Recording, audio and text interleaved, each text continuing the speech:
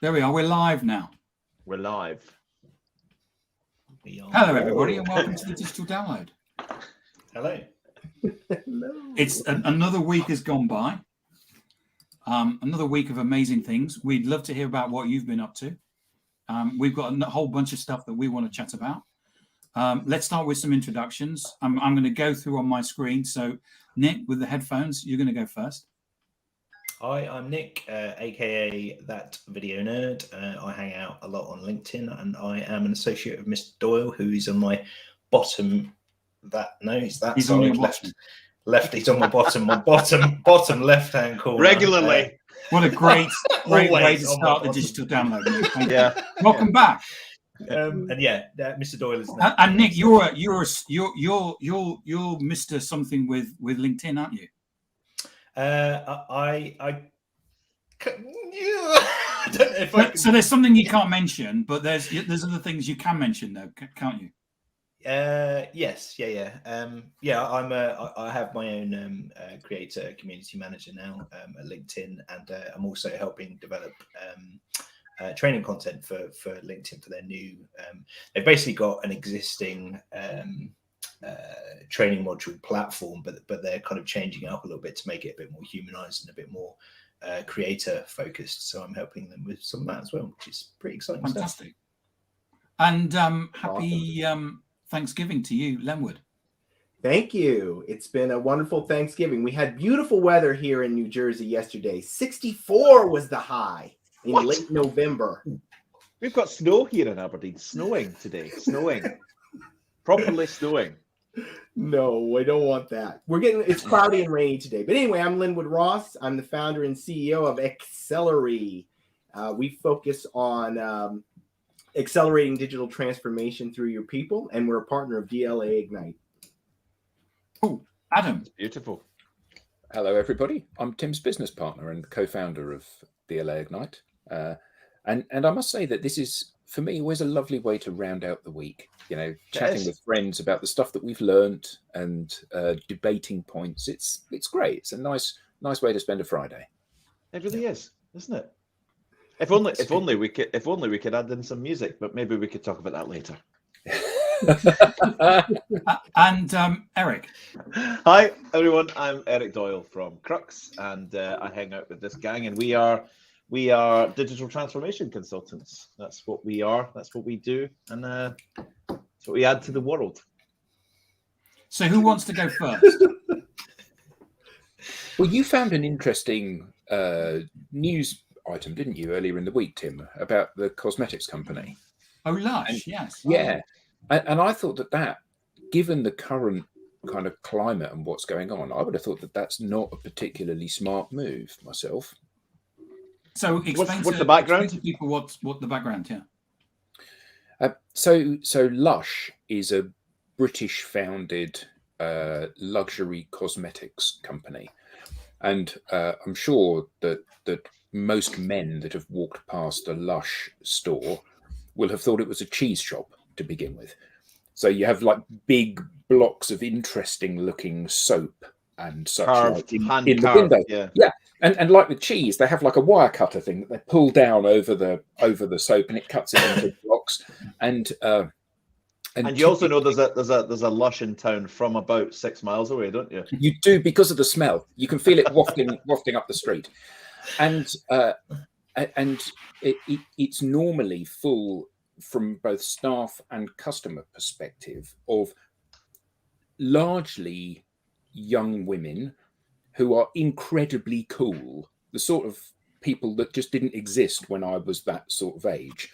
You know, really trendy, lots of earrings, but not sort of like a punk or a goth type look necessarily, but just incredibly cool. Or you know that they're all YouTubers and that sort of thing, aren't they? Right, okay. And so it, as an organisation, has been a very social organisation. It's got immense traction with that kind of segment of the market, and that's done loads of promoting and stuff for them as a business. And they announced that they were pulling out of social media earlier this week.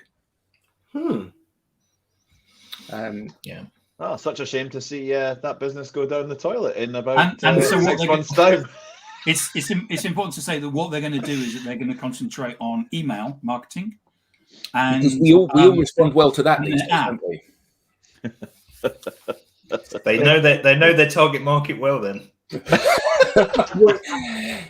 have a question because I've never heard of Lush before because I'm obviously not in that market. Were they using like influencers to sell their stuff before on social media, or I think influencers chose to engage with their product. I mean, it's an incredibly funky store, and it's very much like a sort of the cosmetics and perfumery equivalent of an upmarket delicatessen. And there are all of these niche products, all made with natural products, all handmade, and they've got that very kind of artisan feel to the products and to the store itself. And there we are. Thanks, Eric. Live demonstration. Yes, live demo of the kind of things that they do. That kind of thing could just as easily be sweets and things, couldn't it? Yeah. Jellies and fudge and stuff like that, or some kind of pickled pig's trotters and prosciutto ham type thing. Anyway, I think that they've got loads of traction with those kind of people, and certainly my daughter, who's now 20, she used to be on the periphery of the big famous YouTuber world. And lots of those people chose to work when business was quiet, chose to work in the local Lushes. So they'd always got, whether they had engineered it or it just happened to be, bath bombs galore, whether it had happened to be by chance or by design, they'd always got loads of traction with people that had huge loyal followings. And on their so they've always had since day one a no advertising policy, right? Right. So okay. they haven't and don't spend a penny on any kind of organized advertising. They don't do any celebrity endorsements. Instead, they rely on user-generated content. So they've relied on user-generated content being shared on social media. Yeah. Okay. They did partner with RuPaul's Drag Race at one point. So they partnered with a lot of the drag artists and they created photo campaigns for their new products. They also allow staff to engage in random acts of kindness and share that on social media and relate it back to the brand. And they're also allowed to give products away to customers for free and take a photo, take a snap, and put that on social media. So they've always had a kind of like rebel guerrilla kind of social media backed advertising methodology without paid ads. But this isn't the first time they've withdrawn from social media, is it? They actually withdrew before the pandemic and actually came back again during the pandemic. It just pardon the pun, it just smells of a PR stunt to me. Does it smell really strong of aromatics? Really strong. Yeah. Like a sort of vanilla PR.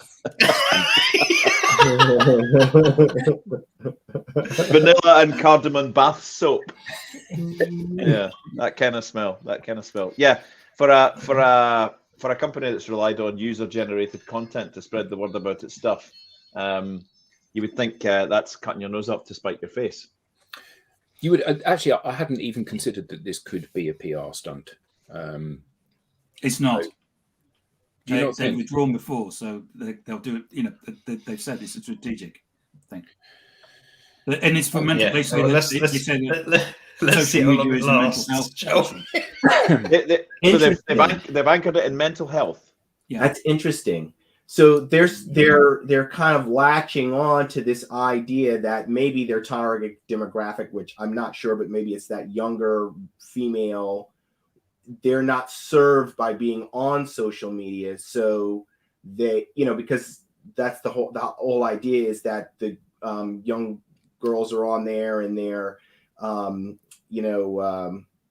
taking on unrealistic beauty standards and all these kinds of things, and it's not good for their mental health to be on Instagram. So they're saying, hey, we're not going to be there. We don't want these girls on there looking for us, so we're gonna leave, and we'll connect with them via email. I mean,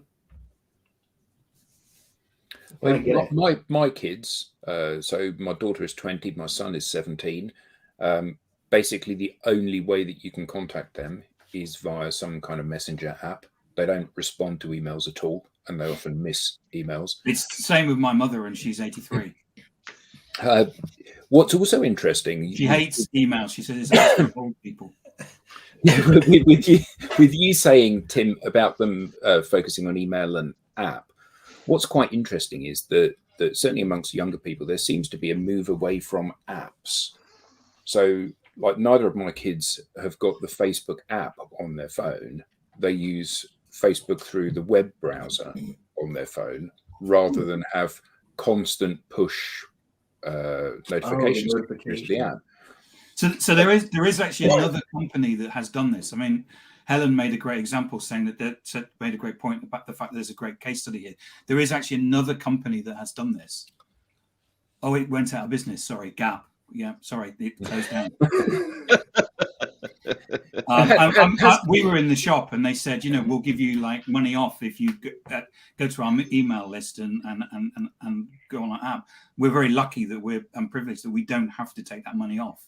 We actually we paid more money not to be on the list and be on the constant. Do you think an element of that is down to them not having any control of these platforms, and they want to take that control back? I think that's probably where some of it comes from, I guess. It could well be that, but if you think about an organisation like Lush, they have not been subject to any trolling or anything like that, not in a massively obvious way. And in fact, these social platforms have definitely been their friends, haven't they?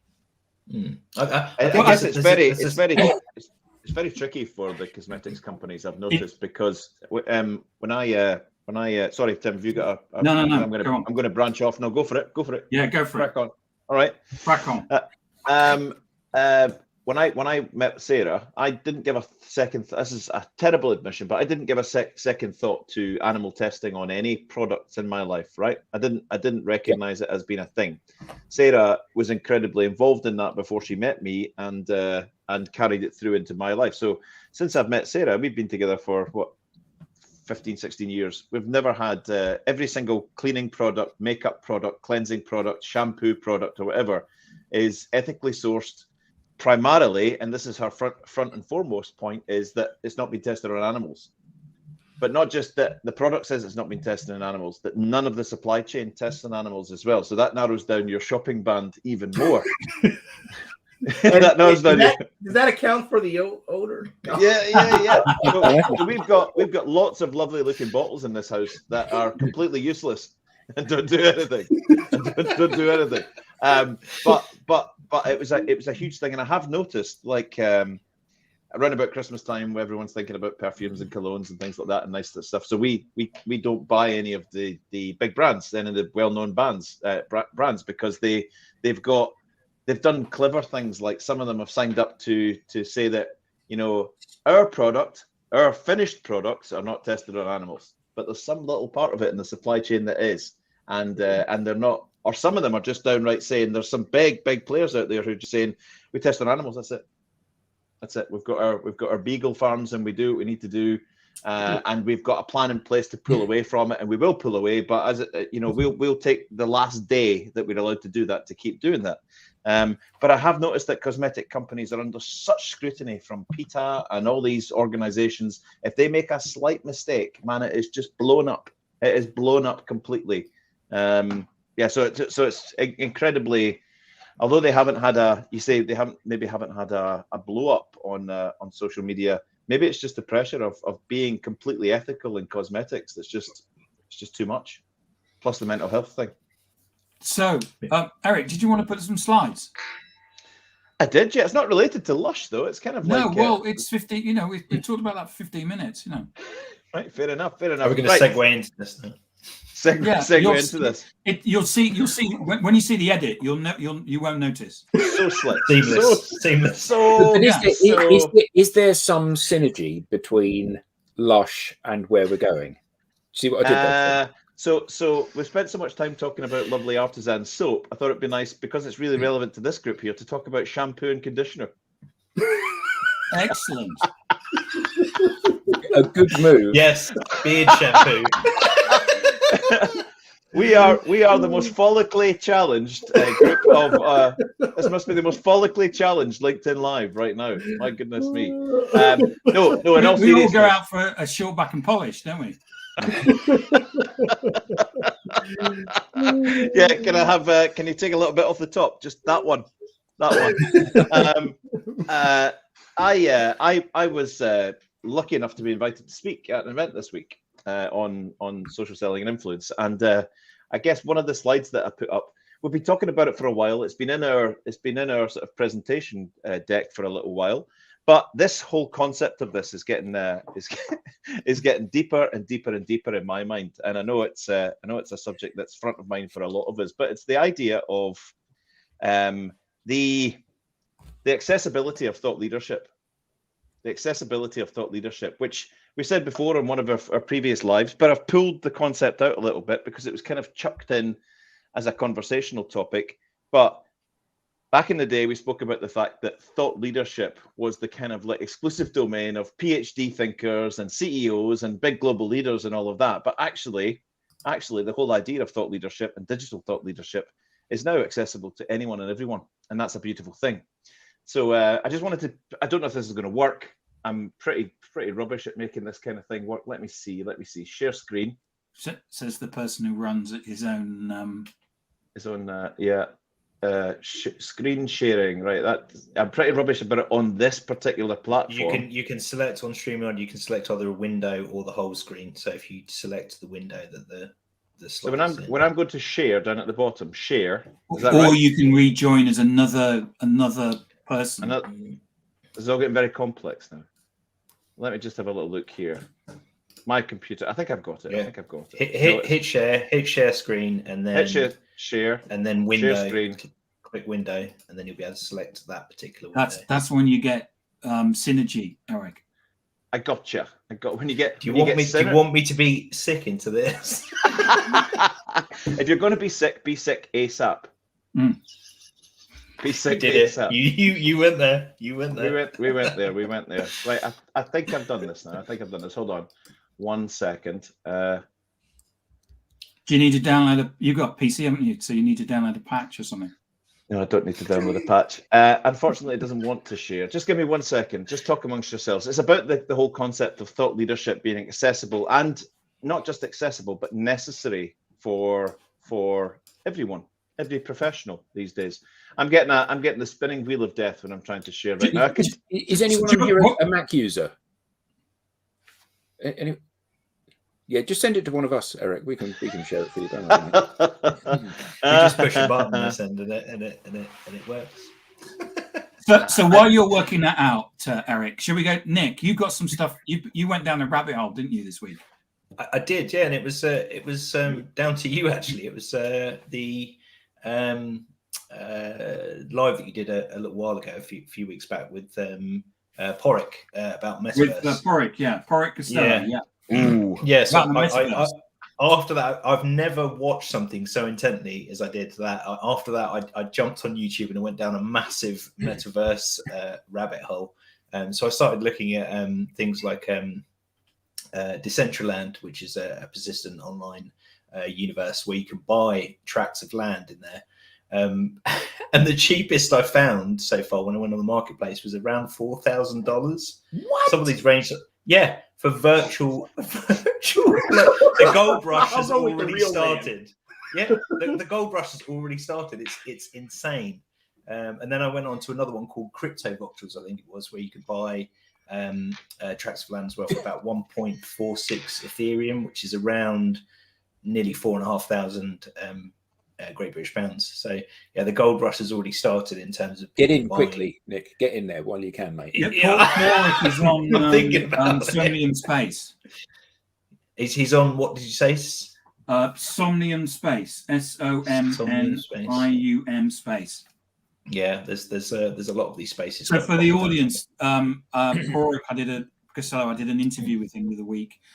He's bought land on the metaverse and built 2 art galleries. He's actually got 3. He's got a private one, but he's got 2 public ones, and they've got NFTs hanging in them. I've even started to learn because I've got Procreate and I've had Procreate on my iPad, which is a drawing app. I've had it on there for about a year and a half now.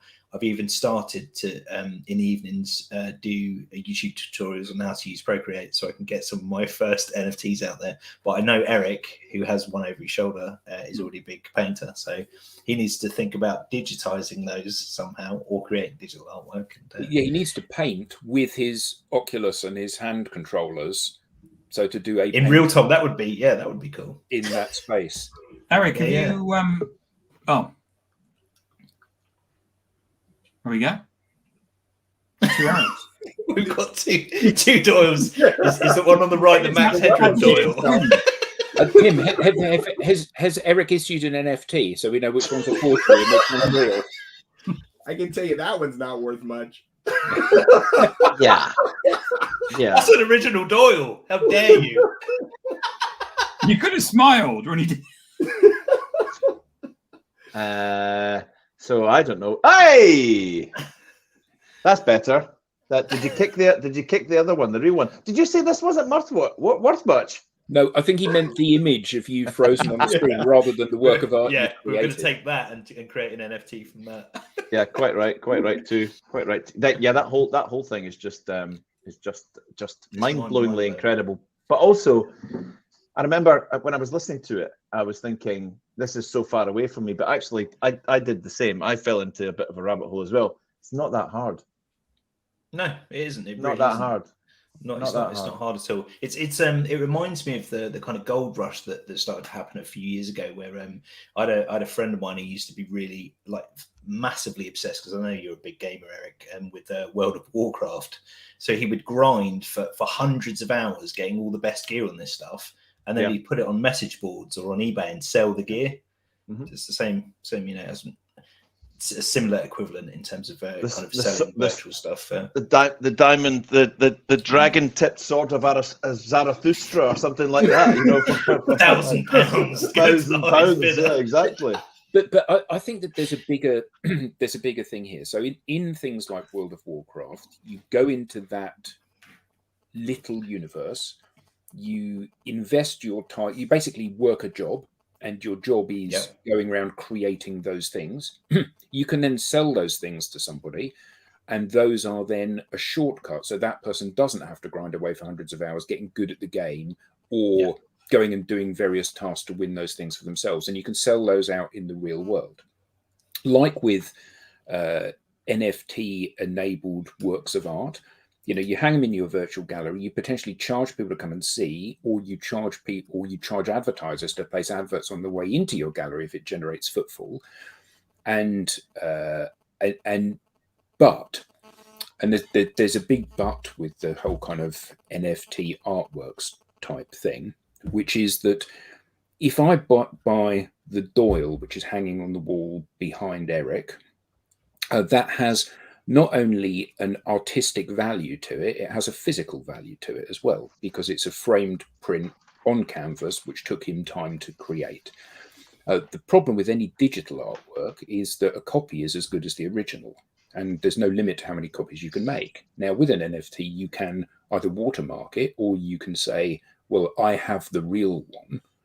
But actually, it's on the blockchain, Adam. But it doesn't. So it's registered. You're a registered user, so it's on the blockchain. Absolutely. But if you download, so Eric and I are going to do the Acoustic Monkeys album tonight. Yeah. If Eric had sent the, what's that? $19.99 dollars. So if Eric had sent me a copy of the CD after he downloaded it onto his machine and copied it into his iTunes, he then sends me a copy of the CD. I can do exactly the same thing. So I've got a copy. The fact that Eric, I then send him back the CD and he says, but I've got the original CD. The fact is we've both got a copy in both of those. It is, but it's not on the blockchain. With NFT, it's on the blockchain. Yeah, so you absolutely. can see whether you're the owner of it or not. But the reality is that I'm not broadcasting my Arctic Monkeys. What I'm doing is just listening to it for my pleasure. And I think the challenge that businesses have is to work out how what they can do in the metaverse, the effect that has on the footprint that they have in the real world, and how they monetize that. So, if you think about your World of Warcraft thing, you go in there, you spend hundreds of hours, you win these tools, you sell those tools in the real world. That's how you monetize your time, but it may not be a high monetization of your time, and it's quite difficult to scale that. Yeah. So from a business's perspective, how do you apply what your USP or your product or your service or your insight is into that world and use that world as a tool to scale it? So an obvious thing to do might be to run an event. So you run an event. In a physical event, you have to book the exhibition space. You may well have to book the exhibition space in the metaverse as well. But you book the exhibition space, you build the stands. As your Tim talk yesterday, I think. No, it's day before. Yeah, where Ethan, yeah. The guy was saying, you go to these events, there's value in the events, there's value in sitting in the conference hall listening to somebody speak, and you gain knowledge from that. But the real value happens in the corridors when you meet people and greet people. And that's the thing that the metaverse enables, I think, for events that hasn't been there previously. So you can go to an online conference, but let's be honest, none of us get as much value from an online conference as we do from a real conference, because there isn't that opportunistic networking capability there. But when I'm walking down the corridors to go to the next thing, and I see Eric, his avatar, walking down the corridor as well, I turn to him and go, Eric, hello, mate, how's it going? We have a chat. We say, actually, we're not going to go at this talk. We're going to go and grab a coffee because we've got something else to talk about. That's the value. And I think the same as in social, it's the creativity and it's the content that brings people there in the first place in order to create that space for people to have that conversation is the important part of the driver to it. It is, but I do think that a lot of time, we're falling back into this thing that where people make the mistake of thinking, because I'm interested in this content, it's interesting content. And, we see loads and loads and loads of online events where people have said, we're going to create this thing here, and we're going to talk about this product or service or issue that you have to overcome. And actually what's noticeable is the fact that it's like watching tumbleweed blow past, because no one cares. No one cares about what it is that those people are so passionate about. And I think that's the problem, isn't it, with the content? Whether you hang a work of art or you play a piece of music or you share some IP or you share some insight, actually so often the seller, and this is the fundamental marketing challenge, the seller views it from their perspective, not from the consumer's perspective. So it's like when you do, and what one of my pet hates is this whole kind of, we're going to do some customer journey mapping. It's never about the customer's buying journey. It's always about my selling journey. That's what journey mapping is about, to understand how I can leverage my product, my insights to make somebody buy something. Never about thinking, well, actually, what help do you need, Nick? It's always about what help can I give you that will make you buy my product? And therein lies the fundamental problem. Yeah, Interesting. That was the epiphany moment I had about a year ago, where it was like, it's not about you, it's about them. Make it as much as humanly possible about them, and you'll win long term, which is not that difficult. But Adam always uses. Sorry, Len, would go on. I have a question about the NFTs. I don't really understand that very much, so that's why I have some questions, I guess. Can you copy an NFT? So an NFT is unless you're allowed to. Unless you're allowed to by the person it's on the who is blockchain. the owner. That's the whole idea of the blockchain, is that because the blockchain gives you in effect is a digital mechanism that allows you to register something. Right. So the obvious example is in qualifications. So quite often if you go for a job nowadays and you say, I've got a degree in this, I've got a degree in that, and they'll say, in the old days they used to say, show us your certificates. Now what you can do is you can actually load all your certificates onto the blockchain, and there is a place, and you can say, well, you can go to the blockchain, you can look at all my certificates, they're all there. Right. It's effectively you have them, they're registered against you. It's an authenticity. It's a proof of authenticity. Yes. So an NFT is a unique thing. So it could be, as Tim said, a certificate that's unique to you. It could be something physical like a diamond. It doesn't stop someone from copying it, but it stops somebody from being able to claim ownership of it. I saw a great video on this where it said, so NFTs might be things like works of art, or they might be certificates, or they might be physical things that are unique. Whereas FTs, fungible tokens, are things that have a value, but they are completely interchangeable. So a $1 bill would be a fungible token. It's worth $1. If I swap my $1 bill for your $1 bill, we've both got the same thing. And it's the same with cans of Coca-Cola and a Snickers bars. So whoa. We got slides. Was that Eric, or that was some subtle testing there.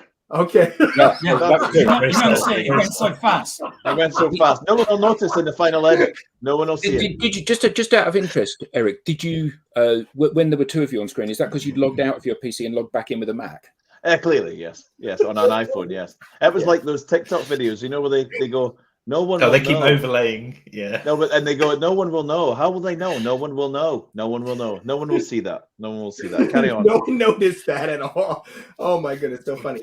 So the reason why I was asking that question is because in the physical art world, right, you can have a work of art that's the original and that has a very high value. Yep. And then you can have like these prints that are somewhat less valuable of that original work of art. And people like to have those in their house. I mean, most people know that when they walk, they're almost, I mean, you can't really tell, right? So like, for example, if you had a Chagall, it might be $10,000 or $15,000, but you get one of these Chagall prints and that might be $400. If you had a poster, that would be like maybe $10. So are the NFTs like when it's art? Is it like that? Is it like that original owner's got the original one's got a huge amount of value? Then the next one, like they could have like issue prints, you know, so that other people can have like a copy in their digital thing world. Is that the NFT defines for a piece of art, defines the copyright of the piece of art. So if you've got the original and you've paid a lot of money for the original is yours. Yeah. What you choose to do with the original, you can license prints to it. You can license whatever in the same way you would with your Chagall. Is that a Chagall on the wall behind you, incidentally? What I don't get with NFTs though, if it's effectively a digital signature for a piece of digital artwork is a collection of pixels. If I take two of those pixels and move them around, suddenly it's a completely different piece of artwork. Theoretically, but you wouldn't notice. So how does that work? I saw a really interesting article on futurism.com about pirating NFTs. And someone had created a database of NFTs. So like used to happen with LimeWire and those kind of torrent sharing sites, sort of 20 years ago. Similar kind of thing, but you can download a load of NFTs from there. Was everyone knew the torrent guy at work? Was anyone the torrent guy here? Is anyone willing to put their hand up and say I was the torrent guy? No. Oh, no one's willing to say it. No one's willing to say it. I definitely was not. Did you know a torrent guy? I knew a torrent guy. Yeah. Peer-to-peer sharing is not illegal. Okay, it's the basis of Skype. Yeah. Why did you come booming in like a deity there over the top of us? Like, whoa, Tim! I don't know if you've got multiple versions of you open there. I've got multiple versions of me. Oi. So you've got the NFT one and then the forgery one. Yeah. We're getting a small amount of feedback there. A small amount of feedback there, Tim. Do you want me to circle back on You what I was should. trying We to won't be do getting earlier? it now. I've turned it off. Cool. Okay. Do you want me to circle back on where I was going or not? Do you want me to share the slide for you? Right. Yeah, well, can I put it in context first before you do it? Yeah. So I've been bashing on about this. I put it in a couple of blogs. I've been bashing on about it for a while, but I want to circle back because actually when you go in and unpick this, it's massive. It's massive, right? And we talk about the fact that clues are out there for the advancement of the human race in the B2B space, right? So September the 21st, LinkedIn and Edelman together. So the trust gurus and the professional connection gurus got together and did a B2B Thought Leadership Impact Report. Let me just read this out, because this is, if you haven't seen this, and we'll put the link to the study in the chat. Let me just frame this up, because let's take a beat to think about this. This is how they table this. B2B customer engagement is entering a new era. The COVID-19 pandemic rapidly accelerated digital selling, driving a permanent shift in how brands reach high-value business-to-business audiences. Against that backdrop, Edelman and LinkedIn collaborated on the 4th annual B2B Thought Leadership Impact Study to examine how thought leadership influences perception and buying behaviors amongst the B2B decision makers. Right? This year's study, which only came out in September, reveals that a tidal wave of content marketing is making it harder for companies to connect with B2B customers and prospects, right? They have gathered insights from nearly 3,600 management level professionals across sectors and across geographies, right? Who consume thought leadership material to help marketers, communicators, and salespeople better understand what's behind this trend and how to break through the noise, including when to use thought leadership and what attributes B2B audiences want to see from those companies. This study is available to anyone. You go in, you go to the link, and you can download this page. There's a thing in there. We talk about the fact that there's a breadcrumb trail. You'd have to have as a business leader, as a sales professional, a RevOps leader, a CEO, you'd pretty much have to have your head in the sand to not realize that the ground has been shaken a bit outside the office, right? The horizon has changed. And we're just there's an embarrassment of riches of data to support the fact that the digital transformation should be on the boardroom table as point number one. There's a slide in here which we've used many times before, but I just want to go over it again because it's building more and more. This little slide, just a couple of words, but it gets more and more important every day. Wow, look at that. Look at that. Look at that. Right. So Edelman, the trust gurus who go out there and they talk to and examine the global trust in things like religious leaders, in government, in politicians, in state and local government, the whole, oh, hi Tim, and also now CEOs, right? So let's just unpack this. Earning trust and credibility. 3,600 management level professionals are giving us this advice from their company's perspective. 64% of buyers, the kind of people that will buy your products and services, say that an organization's thought leadership content is a more trustworthy basis for assessing its capabilities and competency than its marketing materials and product sheets. Now, I used to just focus on the left-hand side there. On the right-hand side, there's some really cool stuff too. 63% of buyers also say that thought leadership is important in providing proof that an organization genuinely understands or can solve your specific business challenges. Yeah. This is huge. It's a flippant little slide. It means nothing out of context. The depth of this, when you farm this and you really think about this and apply it to your daily thinking, your business, your department, your whatever, is absolutely massive. And this is one of the slides that I think had the most impact on my little talk the other night, because people were like, okay, but surely that doesn't apply to my sector. Yes, it does. Yes, it does, absolutely. So if buyers are looking for thought leadership, that means that the territory and the ownership of thought leadership, we need to get that across all of our people. And I referenced on a previous live, she's not a client, she just happens to be a digital friend in our network. It really caught me, because we look at a lot of content. It really caught me the other day that there's a lady, she might be listening today. Her name's Beth Alexander. She works for a company called Zinc 360. She's a marketing coordinator. She put out a piece of an article, a first ever article, because she was inspired to do so. And she wrote a piece about how she's incredibly introverted.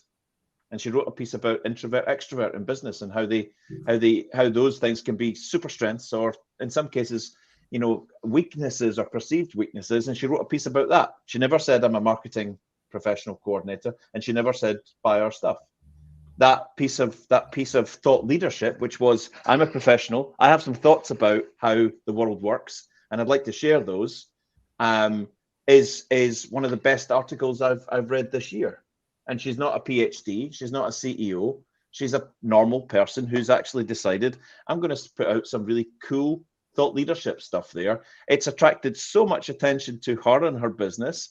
That article had nothing to do with marketing. It had everything to do with marketing. It had nothing to do with her company. It had everything to do with her company.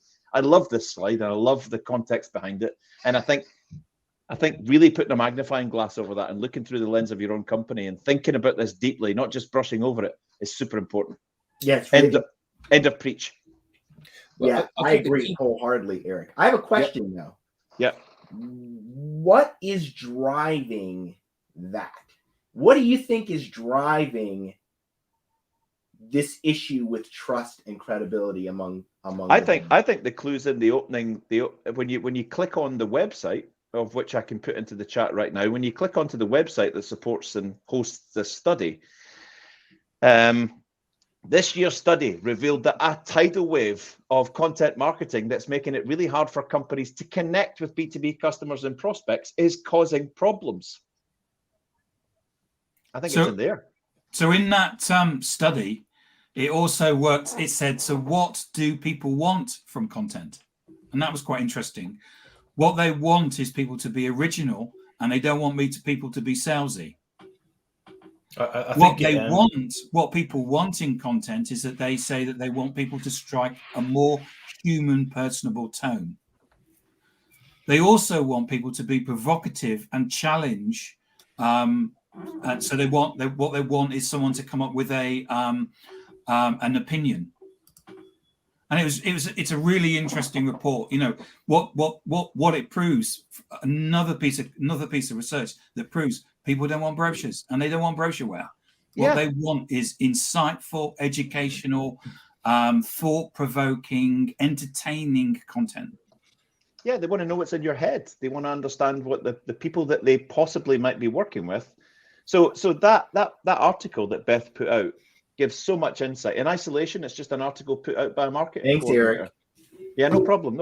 Enjoy it. I think it's wonderful. It's a great, and there are other great pieces of gems, content-worthy gems in there. So that article actually, as well as giving us an insight into how Beth thinks, it actually tells us way more about that company as well. And buyers are tuning into this. So Beth's company allows their staff to write articles and content that's not specifically about their products and services. They support that. So they're supporting diverse cognitive activity within their business. They're an open culture. It tells you a little bit that the management maybe support free speech and things like that within context. The management pay attention to social. The management, it tells you a lot about potentially what the cultural insights could be to that organization, as well as just there's a little article by someone out there. Imagine all of your team are doing that. It's also much, much more effective, isn't it? Because we've all been in a situation where we've said something to a room full of people, and people have just kind of sat there like that. And then the person next to us has said what we thought was exactly the same thing, and the room's gone, oh, fantastic. and the reason for that is that the words that Beth chose were words that particularly resonated with you and potentially many other people as well. Now, she may have been saying exactly the same thing as other people in the organization, but the fact that she was using her words which had a particular resonance with you, that's the key thing, isn't it? When you empower everybody across an organization to speak, then people engage with people that speak like they do, because there's less ambiguity and more kind of understanding. There's more diversity in that context between all those people. And I think that the nice thing about that is that what it does is it gives scale to the message from the organization at the most authentic way, rather than just pumping out more of the same. So you guys know that I shared an advert that had cropped up on my newsfeed the other day, and it says, and I won't talk about the company, this particular company had advertised, and it says, want to scale your email marketing from newsletters to transactional emails? Learn how this company uses our company to send a high volume of emails without interruption. And then the headline is how this company uses our company to send millions of emails every day. And that is the very crux of the problem, isn't it? The fact that I'm just going to bulldoze this content at people and kill some people in the process without really thinking about, is the content any good? is the content resonating with the audience? Do the audience want to hear this? Who in the audience should have this? It's just it's a scale game, and that's why none of us respond to email anymore. I got an email from an organization that was wishing me a happy Thanksgiving. Perfect. It's irrelevant for me. It's like, why are you wasting your breath with this? I go unsubscribe. It's like, so we need to make sure that we send a note to Lenwood on the Queen's birthday. Yeah. It's same bag. And what we want is context.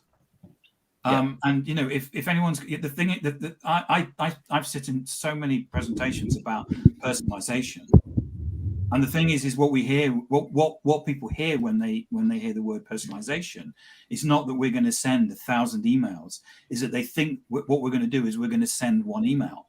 Now we all have a number of things in common. We don't have any hair. There's a whole bunch of things, but actually we're all different.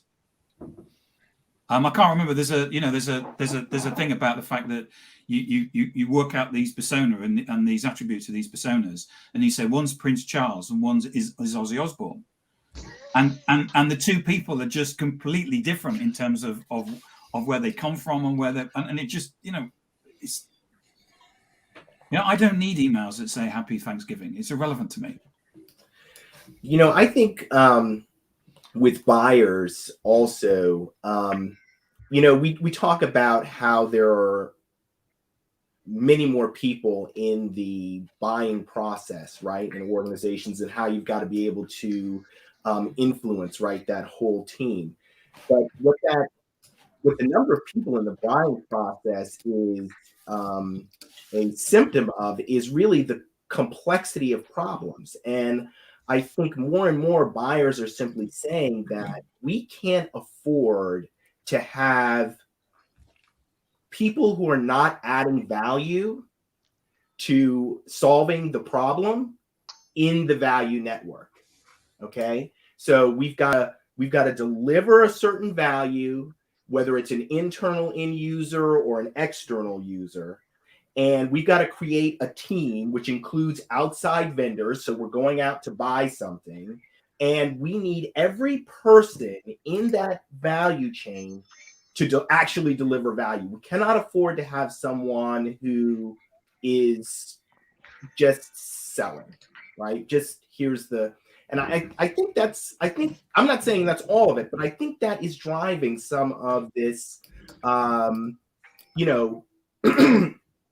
desire to have people know what they're talking about, not just be regurgitating some marketing script, but actually really understand both the problem and the solution. Yeah, totally.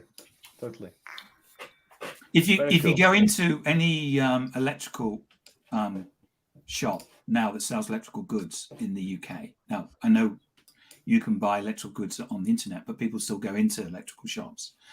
If you talk to any of the people, the companies that still exist, they didn't used to be like this, but the ones that exist, when you walk in and you say, you'll have a salesman say, so what do you want the 4K TV for? They'll ask you what your requirements are, and then they'll explain it to you. And those are and that's the same in whether it's in business to consumer, where something like a 4K TV is a considered purchase, or a BMW. Which is a considered purchase, as well as in business to business, where people have to actually understand the business requirement and also understand the solution. Yeah. I actually posted a post a few months back. It was about a trip that I went to Home Depot, and I'm a do-it-yourselfer at home. I like to fix things. The neighbors have noticed that about me. I'm always out doing something. I'm interested. How far do you take it? Do you stop with electricity and gas, or do you electricity and gas? But yep, almost cool. I've undertaken some ambitious plumbing project. You can't use the toilet downstairs in his house. You still got to use the bucket. Oh, the fridge goes off. Yeah, that's it. Yeah.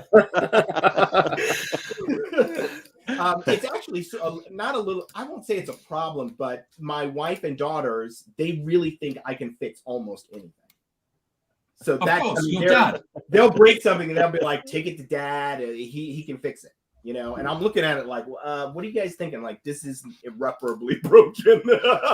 I've got a confession to make. Whenever any of that stuff goes wrong, I once, it's my secret shame, we had our electric shower broke once, and I called Dial a Hobby to fix it. Dial a Hobby. Dial a Hobby. A hobby. Dial a Hobby. Dial a Hobby. Dial a Oh, Hobby. right. Yeah. Right. Okay. Dial a Dial a Hobby. You're not the hubby. We need a different hubby. I don't do DIY. When the doorbell rang and he came in, did you just look at the floor and go, it's up there? Pretty much. Oh, that's hilarious. Oh man. Secret shame. Yeah, I mean, so anyway, I'm a do-it-yourself. So I went to the Home Depot with an idea about what I thought it was going to take to fix this, little repair that I wanted to do. It wasn't a big deal, but I just had an idea about what I wanted to do. And I went in, looking to accomplish that by buying the different pieces that I needed. And then I saw this guy, Denny, who is an older guy who's just walking the aisles, right? This is what he's supposed to do around the plumbing section. Do you need any help? And standing there talking to Denny, we came up with a solution that was very different from what I was originally and cost much less, right? That's a great customer experience. And then I did a post about it. I took a picture with Denny and I said, hey, Denny, help me out. You and did. This is a great. Now, the interesting thing about that is that model was the model that the founders of Home Depot started with. You go to the hardware store, there are these people there that know what they're doing, and they can tell you how to fix whatever you need to do, and then you go and do it yourself. Home Depot had huge success based on that model. When the founders kind of retired, they brought in some Wall Street managers, and they said, we got to get rid of all these people, cut costs, do all this stuff. And all of a sudden, Home Depot stock starts going down, and then they start investigating what's the issue. They had taken all these knowledgeable people who were helping customers in the store out. It's kind of like when a company decides to, which has been based on social media user generated content being their kind of like advertising base. It's kind of like when a company like that decides to stop using social media. Yeah. I think we call that closing the loop, don't you, Eric? Yeah. Indeed. My goodness me. I'm surprised at what you said though, Lemon, because normally what happens is, as a man, you go in there and says, can somebody help you? And men say, no, I already know. Yeah, I mean, you do that. You lose enough hours. Like I said, I've done many home improvement. I mean, all kinds of home improvement projects, and time is critically important. So I still want to do it, but I want to do it in as little time as possible. So now I've just swallowed my pride, and I say, and then I tell them, hey, this is what I'm trying to do. Help a brother out. Yeah. So Can Adam, I get you on speed dial, please, Leonard? Yeah. Adam has a mate who's a famous actor, and he's been in situations where he's been standing in the equivalent of the queue, the line at Home Depot or Home Depot. Depot is how we say it here, brother. Yeah, so he's standing in the line at Home Depot. And people come up to him and basically like act out scenes from things that he's been in. Yeah, and some of them are. So he was in The Office, in the original series of The Office. In the UK office, not the. And it's one of the funniest episodes. It is. The funniest episodes. It's the best episode. It's the one where we get free love on the free love freeway. Yeah. Anyway, people come and shout this particular line, which is not the line that you want shouted at you. No. In the line at. I know. I think I can guess that Yeah. one. There's been something up there. Yeah, exactly. Yeah. Exactly. Yeah. And then he said they would then look at him because he's very good at keeping a stony face. They always look at him and say, "It's you, isn't it? It is you." And he just totally. But I you know, just about. Are you, Nick? Did you watch the UK Office? I have a confession to make. I haven't watched any. You've never I've not seen watched the any. UK Office? I've never watched the UK version of The Office, and I've never watched the US version. I don't know. The trouble is, I think if I dip into it now, it may not have necessarily aged well. So I'm No, a huge it's Friends fan. it's has beautiful. aged It's still Still brilliant. funny. If you're going to Okay. watch one episode, watch Training from 2001 with Vince Franklin as the trainer that comes into the office, and David Brent can't allow him to be the alpha trainer, and just it's just gorgeous. It is just gorgeous, and we've all been in those like office training environments when the trainer comes in to do the course that we have to do. But it's not, Hey guys, it's not even the training environment. It's any environment, isn't it? You know, you go to a meeting. You've done client meetings where you're in as the expert, yeah, and the client says, "Well, actually, you know, I'm a bit good at social myself." yeah, You know, I'm it pretty is- good, yeah. It There you is go, then. fantastic the way I've that got- this keeps repeating I'm actually. itself. Yeah, we've actually- actually been giving this some thought, and what we think is that what the people should do is like, you've got me in as the expert. Yeah. And why have we spent the last minutes talking about the fact that you've got 299 followers on Instagram? Yeah, and no pipeline.